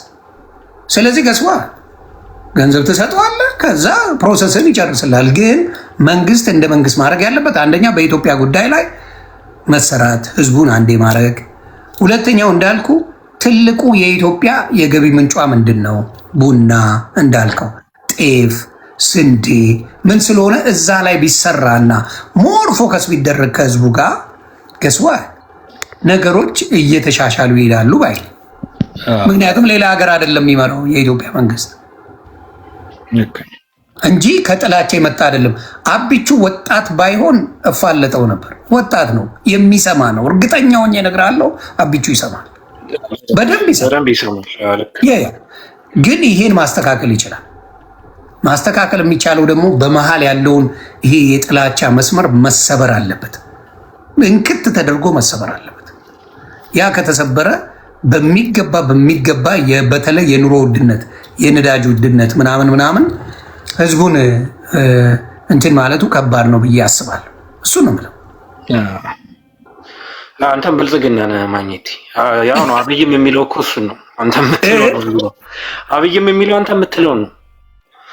ያ ማስተካከል እሱን አለበት። እኔ እንዳልኩ አሁን ለምሳሌ አንዳንድ ሰው ብልጽግና ስትሆንበት ጓ ብሎ ያስወጣል። ማውራትም አይፈልግም። ከባድ ነው። እኔ አሁን ብትል ማንኛውም ቢመጣ የማዳመጥ ብቃቱ አለ።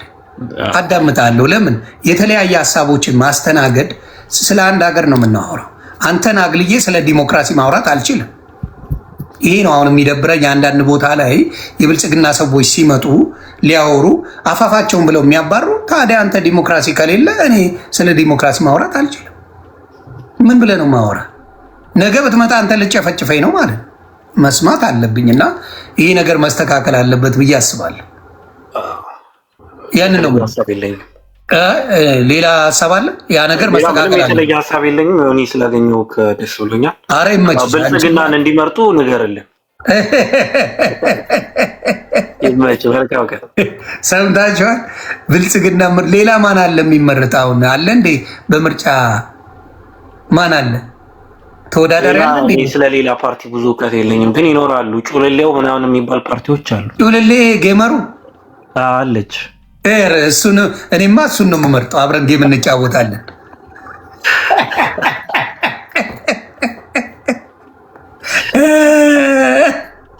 አዎ ሳሚ ሻይ ሽንት መሽና ሜጋ ፕሮጀክት ነው። እሱ ላይ ግን ተበላሽ። የኔ አባት ይከተክቱሻል። ሽንት ቀላል ነገር እኮ አይደለም። በእውነት ጭንቅላት ላይ መስራት በጣም በእውነት ከባድ ነገር ትከተከሻለሽ። እውነቱን ልንገርህ፣ እኔ ሶሻል ሚዲያ ሰው የኢትዮጵያን ሕዝብ ማሰልጠን ከሜጋ ፕሮጀክት አይተናነስም።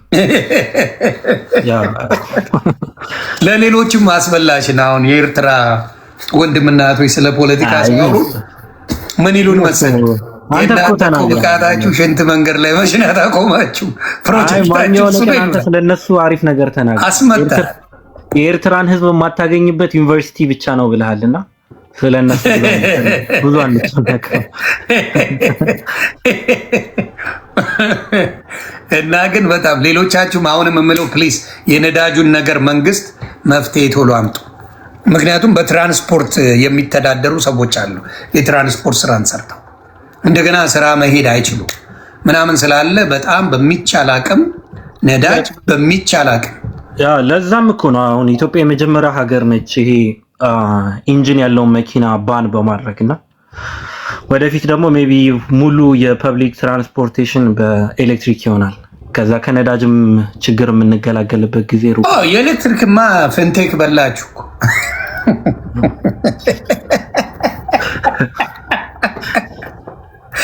ኤሌክትሪክማ አብቹ የነፍስ አባቴ ነው የሚለው መንሱር ጀለስ አሁን ትወጣለች። ወፍ የለም አባይ ኩላሊቴን ሰጣለሁ ብሏል።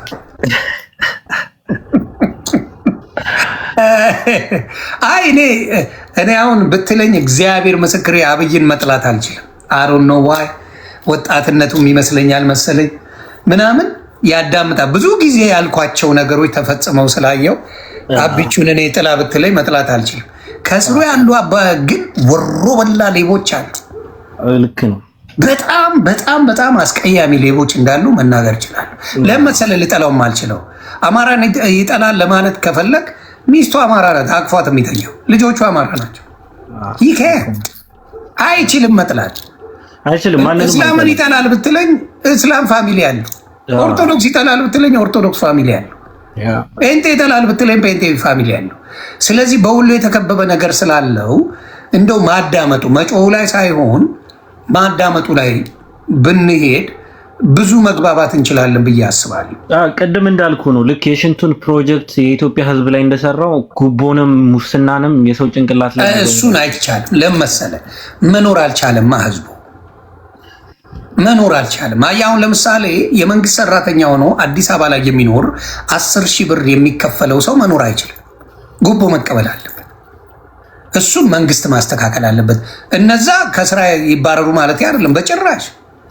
ሌላም ብታመጣ ራሱን ነው የሚሰራል። መተካት አችልም። ገባ? ስለዚህ የኑሮ ሲስተሙን በተወሰነ መልኩ ማስተካከል።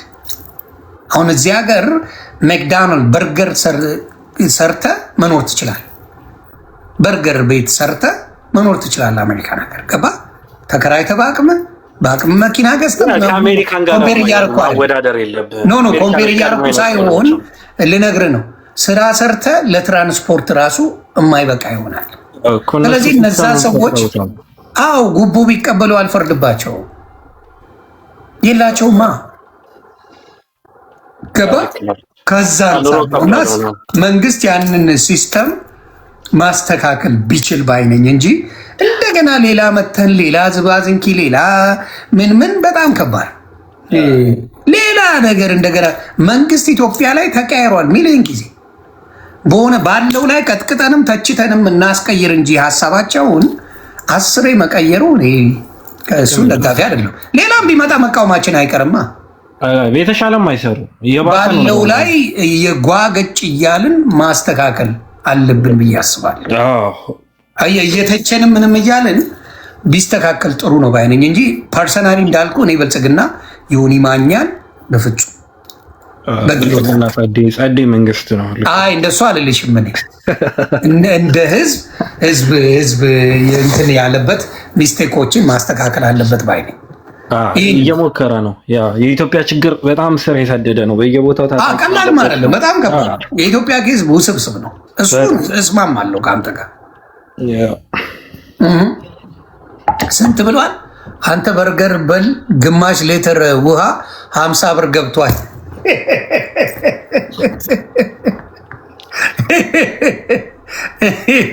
ለእሱ መሰለኝ ድምፅ እየሆንኩልህ አባቴ።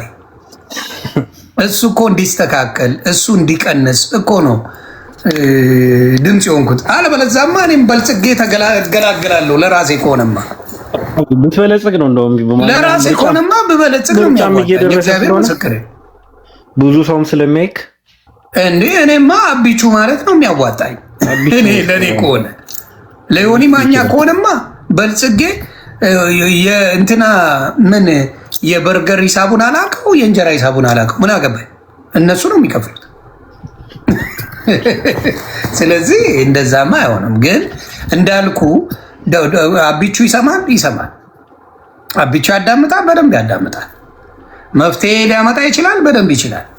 ወጣትም ስለሆነ ወጣት ነው።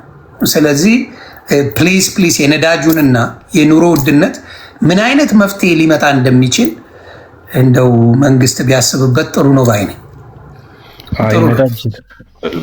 የነዳጁ ነገ ዓለም ላይ ያለ ችግር ነው። እንዴት እንደሚፈታ ባይታወቅም ዓለም ላይ ያለ ችግር ነው።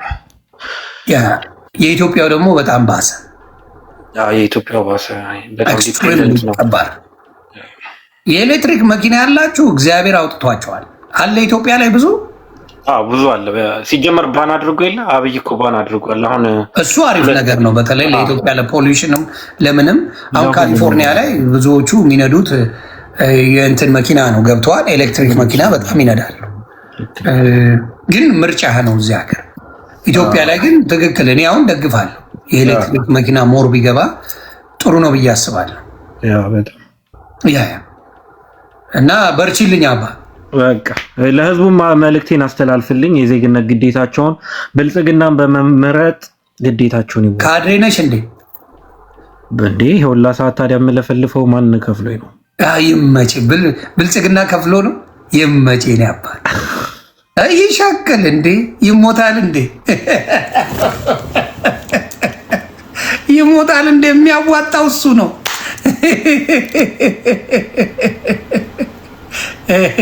እኔ የምፈራው ምንድን ነው? ቀደም ማንም ያልደገፈው አመፅ እንዳይነሳ ፈራለሁ። ኢትዮጵያ ላይ የራበው ሰው ተስፋ ይቆርጣል።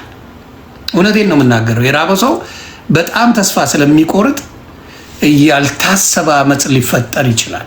እሱን ፈራለሁ።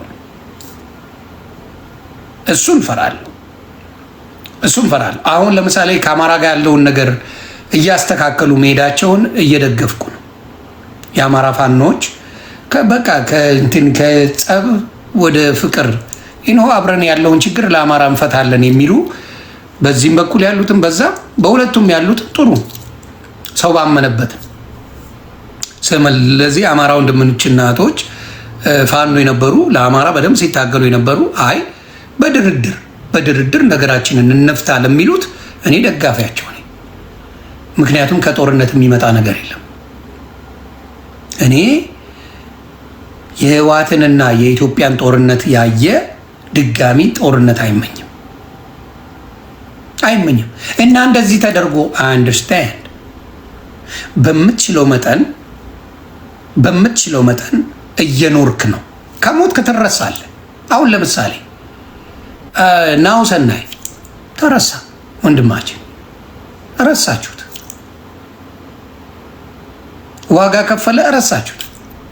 ምንም የመጣ ነገር የለም። ሌላም ላመጣልህ እችላለሁ። ብዙ ሰዎች ዋጋ የከፈሉ ሞቶ ተረስተዋል። አይጠቅምም። ቁጭ ብሎ ግን መነጋገርና ለአማራ ህዝብ መፍትሄ ማምጣት እኔ ጥቅም ነው ብዬ አስባለሁ።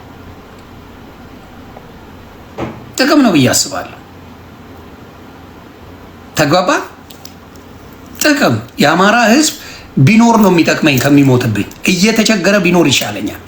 የኦሮሞ ህዝብም እንዲሁም የትግራይ ህዝብ ህወሓትን አምኖ የትግራይ ህዝብ ዋጋ ከፍሏል። ህወሓትን አምኖ ዋጋ ከፍሏል። አስቀያሚ ዋጋ አሁንም ድረስ እየከፈለ ነው። ስለዚህ እኔ ለአማራ ወገኔ እኔ የምልህ የፈለገ ነገር ይሁን የአራድዬ ልጅ እየበላ ነው የሚያለቅሰው። በእንትኑ ተሳተፉ። አሁን በፓርቲ ምርጫ ይመጣል። ተሳተፍ፣ ግባ፣ ለህዝብ አግዝ። ያንን ፓርላማ ውስጥ ካልገባ ምንም አታመጣም። አሁን አሜሪካን ሀገር ላይ እስራኤላውያን ናቸው የሚያሾሯት አሜሪካንን። ምን ውስጥ ኮንግረስ ውስጥ ነው ያሉት። ሙሉ